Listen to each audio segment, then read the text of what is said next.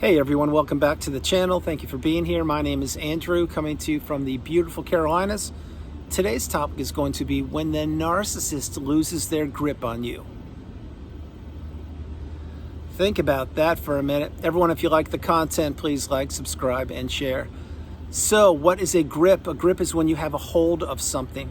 Example, if you're playing tennis and you have the tennis racket in your hand, you go to hit the ball and the tennis racket slips out of your hand. Well, you lost your grip on the tennis racket. Very simple example or explanation, but that's what a grip is. Now, if you flip it to the narcissistic abusive cycle, specifically the relationship that you were a part of, the narcissist had a grip on you. They had a very strong grip on you, stronger than you ever even thought was possible. The thing is, the narcissist assimilated themselves with you. They told you what you wanted to hear. They mimicked back to you your hopes, your dreams, your aspirations. And when you met the narcissist, you most likely were vulnerable, but what happened is you believed in the words of the narcissist. You believed in what they were telling you or what they told you, and you believed that they were like-minded. And you at times would be thinking to yourself, wow, this person's absolutely incredible. They're amazing. Why are they single? Or how come they don't have any friends? Or my gosh, how come everyone's been so difficult to them? Or why do they have such a rough childhood, etc.? Well, we now know that that's smoke and mirrors. That's the mask. It's all the relationships that the narcissist told you about, and parts of those relationships perhaps were true. Probably they weren't true. Who knows? We will never know. But what we do know is the narcissist saw you. They looked at your beautiful, bright, shining light, and they wanted to capture it. And they wanted to keep you subservient to them. They wanted you to be the unpaid helper, walking apology, everything I talk about on the channel. And they wanted to maintain their grip on you. They did a fantastic job having a grip on you throughout that whole relationship, until something broke, until something snapped, until you got that light bulb moment, until you finally figured out that going no contact is the path. Deleting these people, removing them and all flying monkeys and people associated with them. But understand that if you can't do that right now, utilize gray rock. Become dull and boring, just get off the radar of the narcissist. And if you can't do either of those, you're gonna need to create, develop, and execute an exit plan when the time is right. But having said those things, the narcissist had their grip on you. Many ways the narcissist will keep their grip on you is, let's say you got married to the narcissist, or maybe you're in a romantic relationship with them and the two of you got pregnant. Maybe you're the female or they were, who knows, but the two of you were intimate and one of you was pregnant. Well, what happens there? Well, now the narcissist has a grip on you for the next 18 years. The thing is, you weren't taught Narcissism 101, so you didn't know what it was.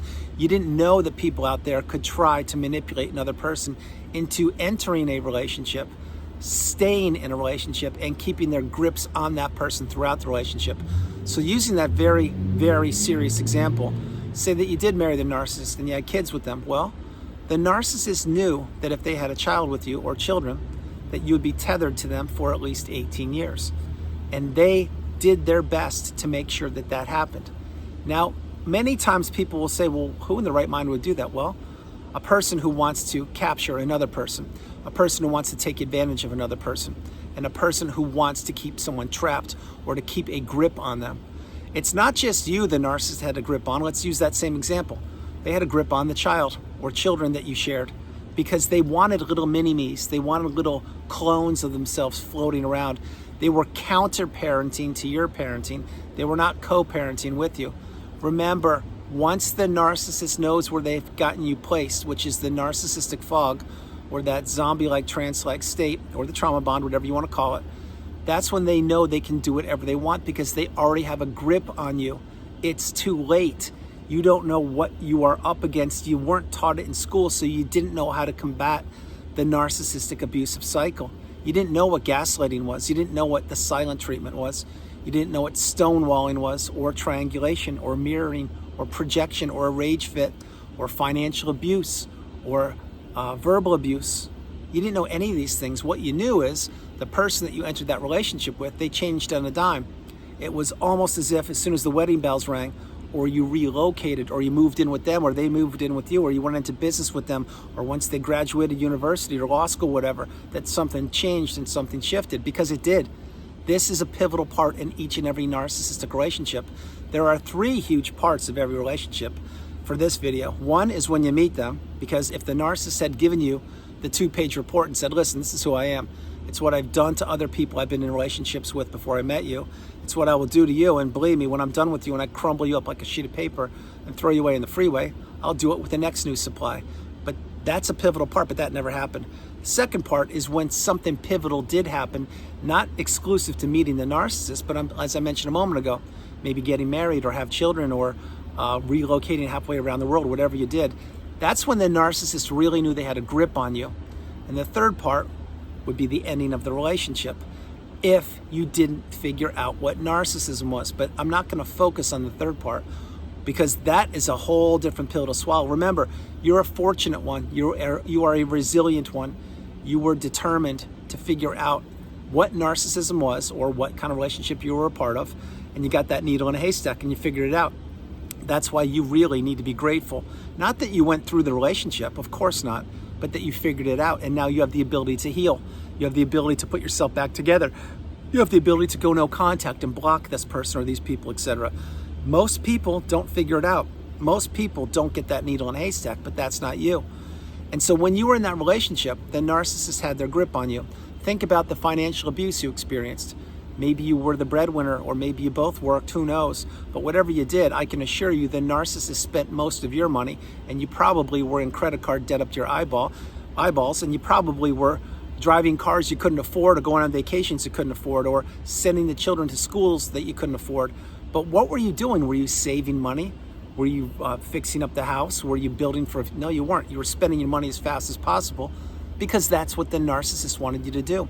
So when the narcissist had a grip on you financially, you did what they wanted you to do. Another way would be that when you were in the relationship with them is think about your hobbies. When you first met the narcissist, maybe you like to go skiing, go mountain climbing, and play chess. Well, now you don't do any of those three things, or you didn't do any of those three things when you're in the relationship because they didn't want you to play chess because they were actually playing a mental game of chess with you the whole time, again, for a different video, but they didn't want you to go mountain climbing or skiing because, well, maybe it costs too much money, or maybe that money should be better spent on me. If I was the narcissist, I would say something like that.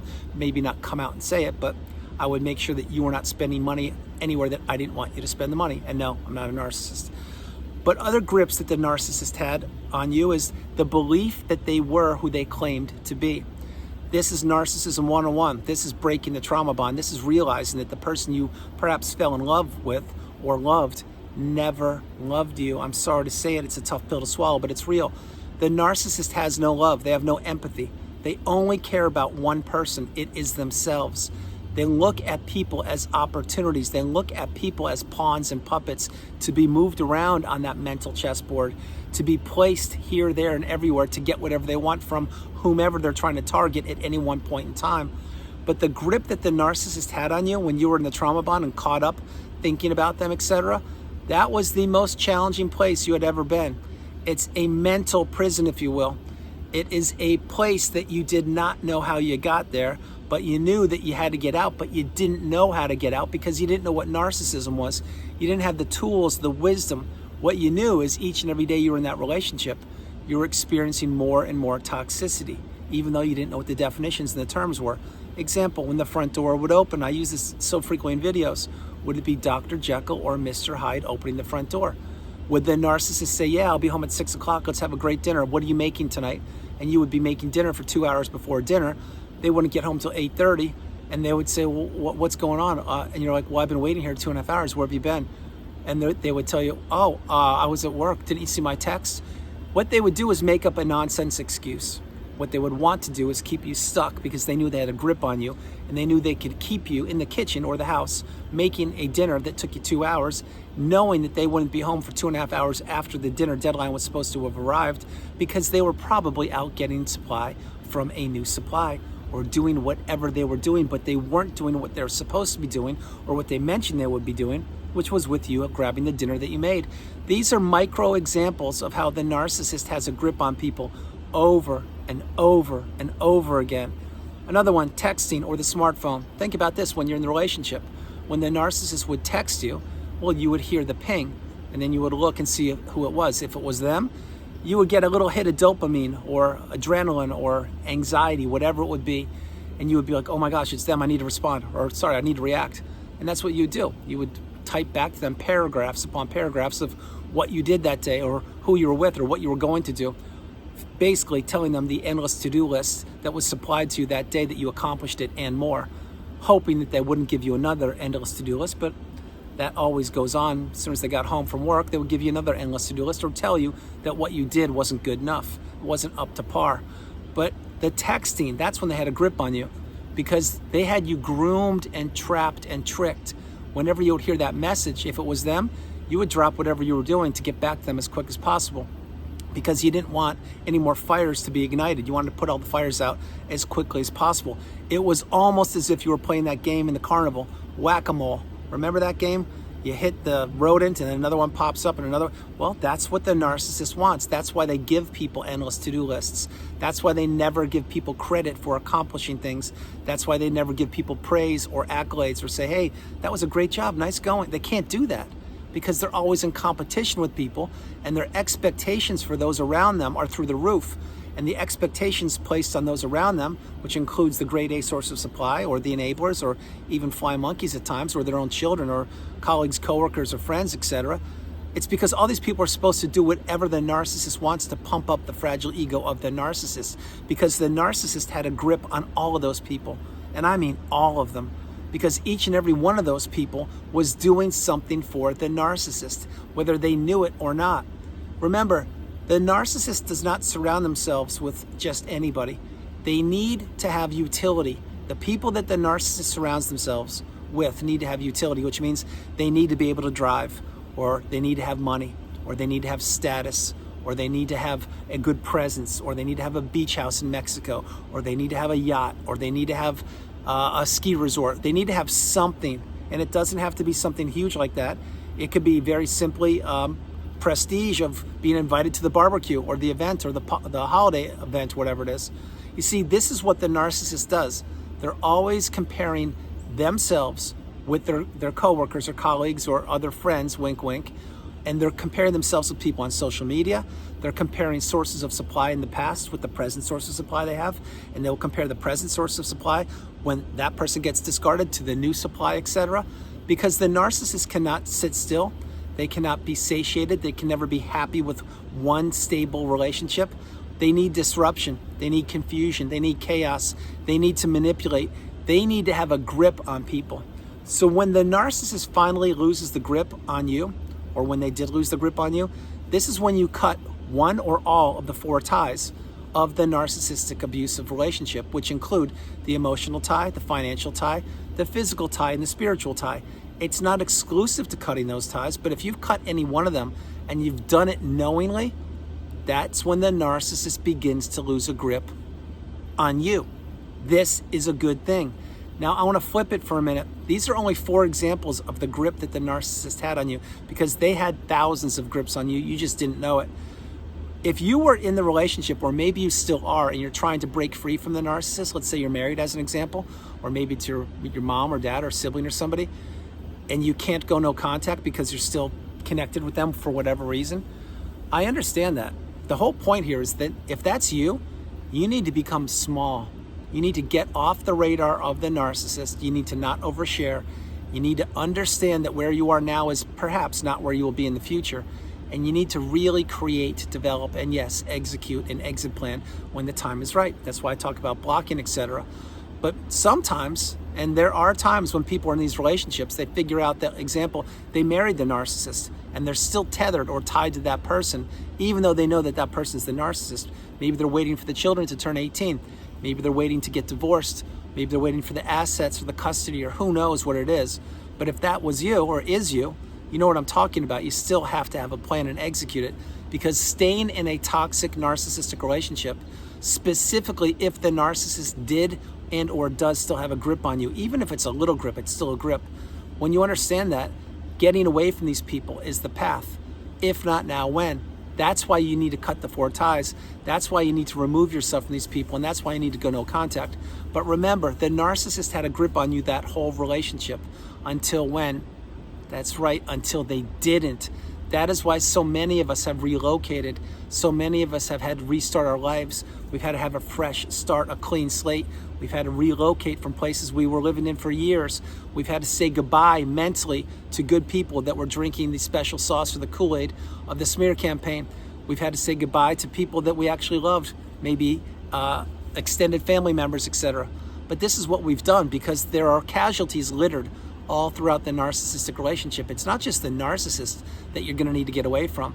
It's anybody they surround themselves with, or anybody who is one, maybe even two people away from them, because anybody, and I mean anybody, can be a flying monkey, and anybody can report back if you're talking with the narcissist or communicating with them, which is why you shouldn't. That's why no contact is the path.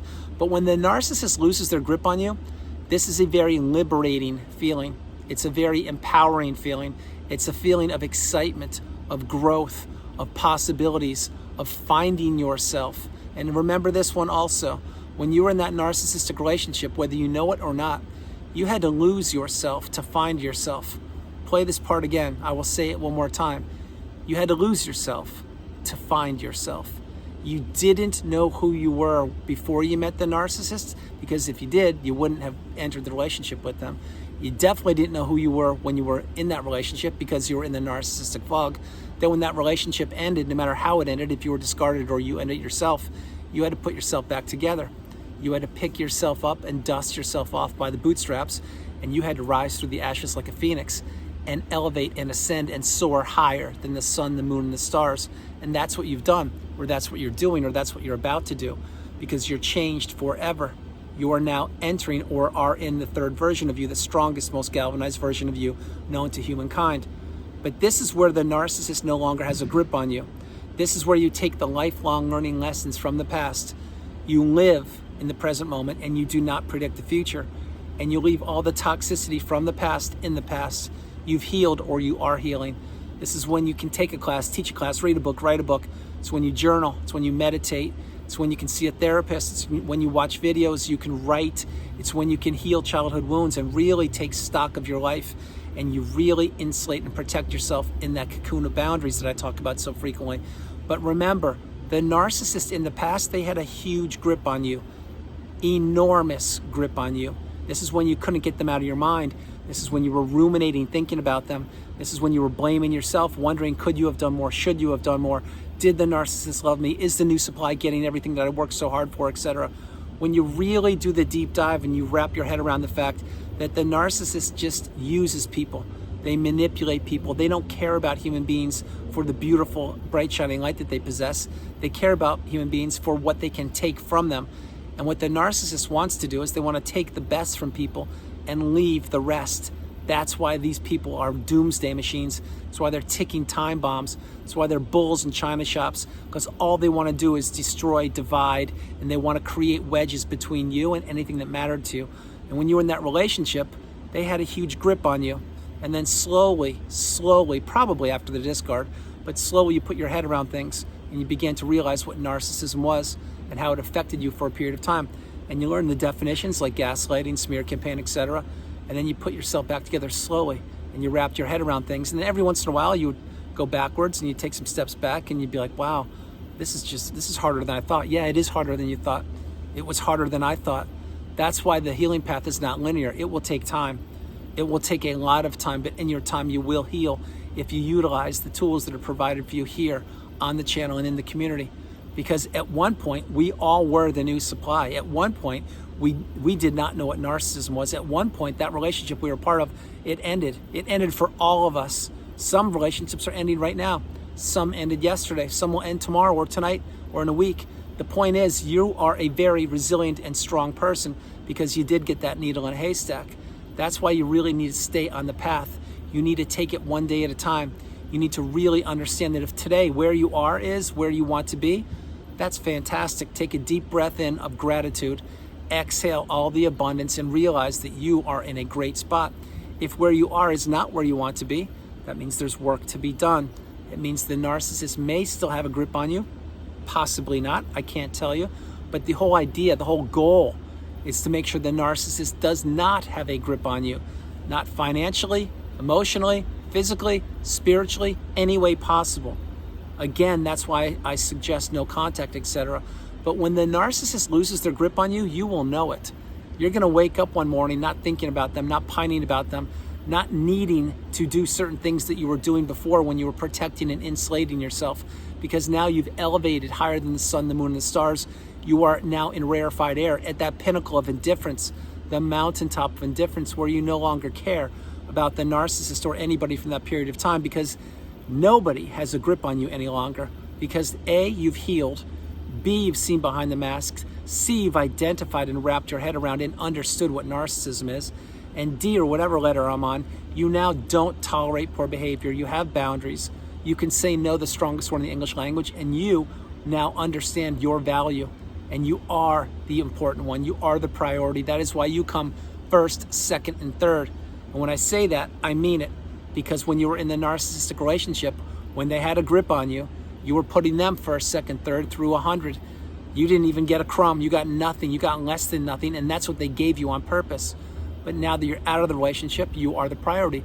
This is why you can do whatever you want, whenever you want, and with whom you want. You don't have to answer to anybody. Why? That's right, because nobody has a grip on you. And that's a good thing for you, and it is a great thing for your future. Understand the message. Really go back in time for a quick moment. When the narcissist had a grip on you, not a good thing at all.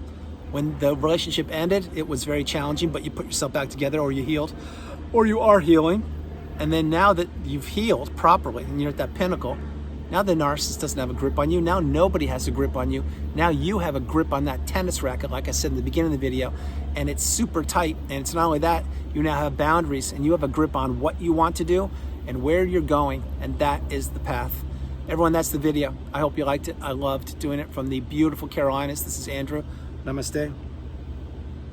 Have a great afternoon, evening, or morning, no matter where you are on the planet. You are not alone. Remember that. You are not alone. I love you all. God bless you, and I'll talk to you tomorrow.